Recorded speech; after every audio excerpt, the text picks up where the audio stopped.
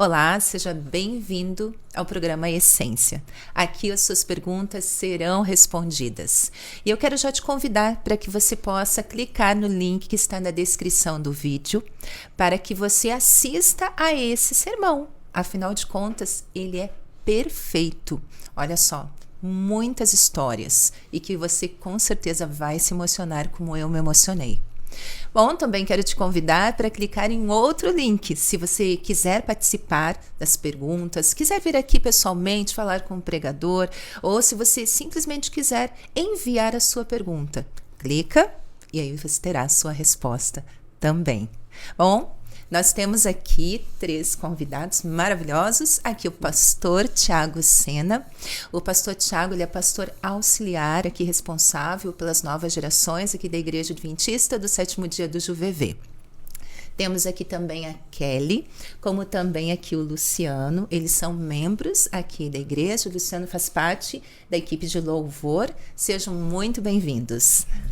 Obrigado. Pastor, nós temos aqui algumas perguntas. Está pronto? Estamos preparados. Depois de um Caleb, a gente está preparado para tudo. Para tudo, com certeza.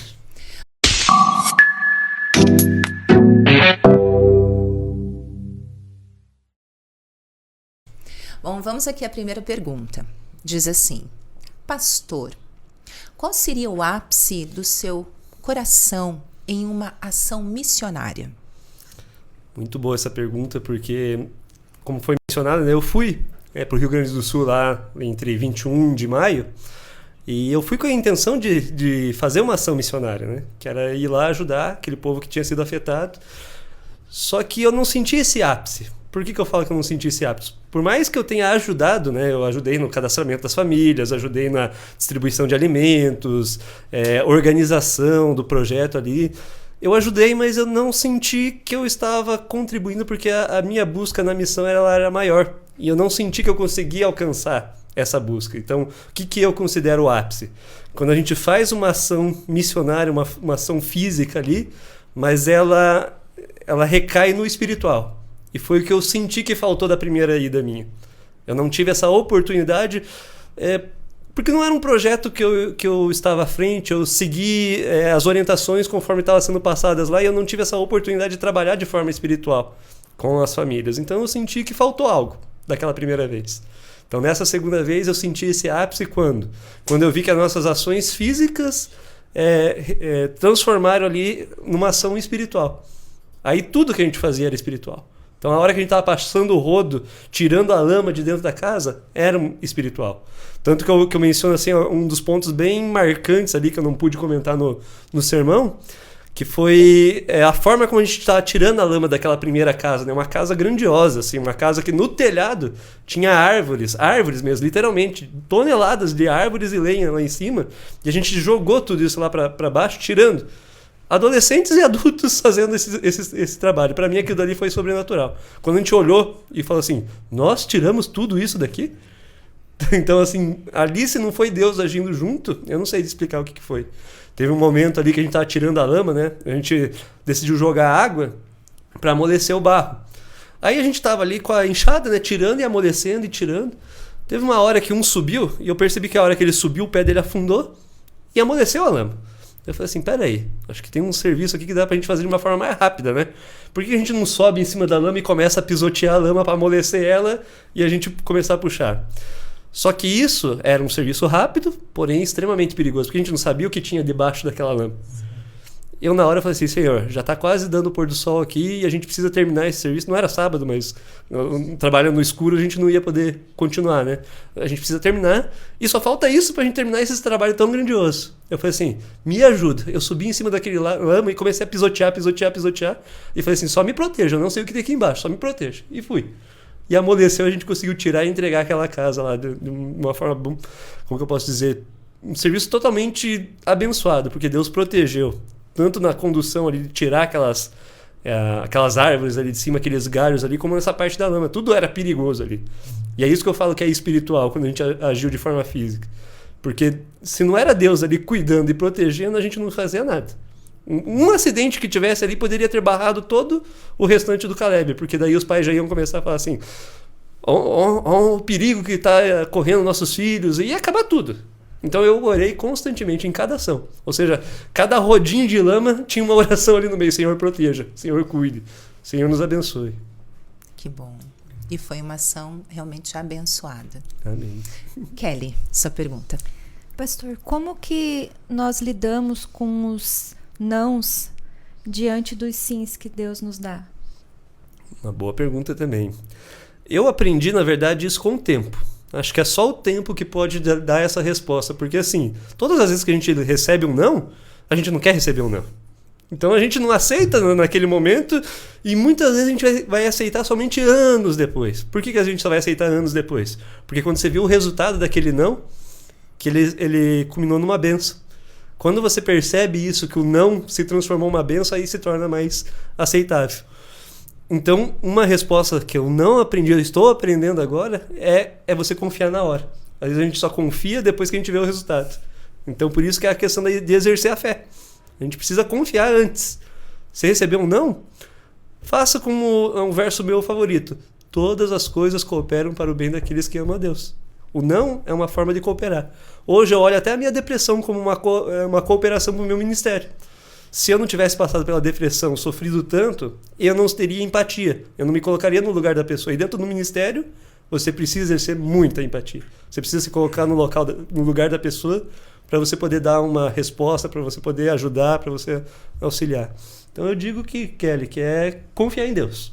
Às vezes é difícil. Às vezes a gente não confia no primeiro momento. Mas exerça essa fé, essa confiança em Deus que a gente consegue, sim, suportar os nãos. E também o sim, que às vezes tem sims que a gente recebe que não é o que a gente queria. Sim. Né? Você queria até uma outra resposta, mas aí é confiar em Deus que Ele está fazendo melhor. Muito bem. Luciano, sua pergunta. Pastor, o que mais me tocou hoje na sua pregação foi o senhor falar de depressão. Que eu vivi também em minha vida, né? Então, quando a gente está mergulhado naquelas tormentas da vida, como ouvir a voz de Deus? Eu passei longos 7 anos fazendo essa mesma pergunta. E às vezes a gente pensa que Deus vai responder ali da forma como a gente quer. E às vezes Deus já respondeu. Eu confesso para você que a gente precisa estar numa busca mais apto a estar ouvindo a voz do Espírito Santo. Porque várias vezes o Espírito Santo falou. Ou seja, minha mãe com os seus conselhos, as pessoas com os seus conselhos, só que a gente naquela teimosia, naquele distanciamento de Deus, às vezes acontece isso. Né? Não estou falando que depressão é um afastamento de Deus, porque isso era uma das coisas que até me levava mais para baixo ainda. Que eu falava assim, como assim afastamento de Deus? Eu estou buscando a Deus, estou correndo atrás de Deus. Como que a pessoa vem dizer que eu estou me afastando de Deus? É justamente por buscar muito Ele e não ouvir uma resposta que eu estou ficando assim.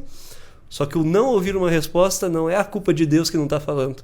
A culpa é nossa de não estar ouvindo. E aonde que a gente ouve a Deus? Buscando na palavra dele, buscando nos conselhos, ele usa as pessoas. E aí, Deus às vezes ele usa extremos. E comigo eu posso dizer que isso aconteceu. Um extremo, ou seja, de forma sobrenatural, Deus agiu na minha vida. Ou seja, ele deve ter olhado e falado assim, mas esse camarada aí é tão teimoso, eu já falei com ele na Bíblia, eu já falei através dos seus pais, já falei através dos amigos, já falei através de várias pessoas, ele não está ouvindo? Aí Deus decidiu, né, de forma sobrenatural falar comigo.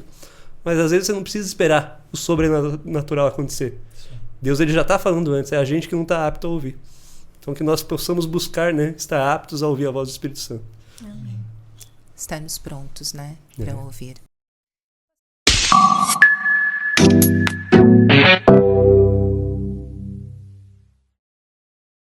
Pastor, qual é a essência do sermão? Acho que a essência é confiança em Deus, fé e perseverança. Acho que é a junção de tudo isso, né? Você confiar em Deus, você exercer a sua fé, você dizer, não, vai dar certo, porque muitas vezes eu ouvi nãos que eram suficientes para eu ter encerrado ali, de não avançar para frente em tudo na minha vida. Mas eu decidi exercer a fé, não, vai dar certo. E mesmo diante dos impossíveis, teve muitos impossíveis ali nesse meio tempo. E até diante do impossível, eu exerci a fé dizendo assim, não, vai dar certo mesmo no impossível.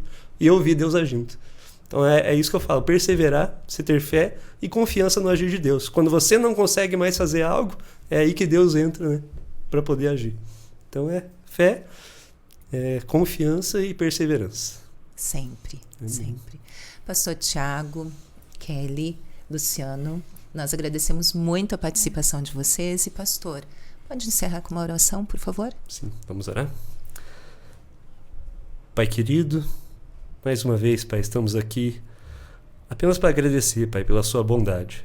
Sabemos que todos os planos frustrados em nossas vidas é apenas uma demonstração da nossa fraqueza, da fraqueza da nossa fé, porque o Senhor, Pai, teus planos nunca podem ser frustrados. Que o Senhor continue nos abençoando, nos fazendo confiar em Ti, nos fazendo exercer, Pai, essa fé que pode transpor, Pai, qualquer barreira, qualquer gigante, qualquer dificuldade. Que nós possamos viver isso de forma prática e que o Senhor nos motive, Pai, sempre estar trabalhando e confiando em Ti e exercendo, Pai, a missão que o Senhor colocou no coração de cada um de nós. Amém. Que a sua bondade, Pai, possa ser estendida a todos que, de alguma forma, Pai, testemunham, e as pessoas que ouvem esses testemunhos, Pai, que elas possam alcançar o seu amor, sua bondade e sua misericórdia através das nossas vidas. Abençoe-nos nesse dia, nesse restante de sábado. É o que te pedimos e agradecemos em nome de Jesus. Amém. Amém. Amém.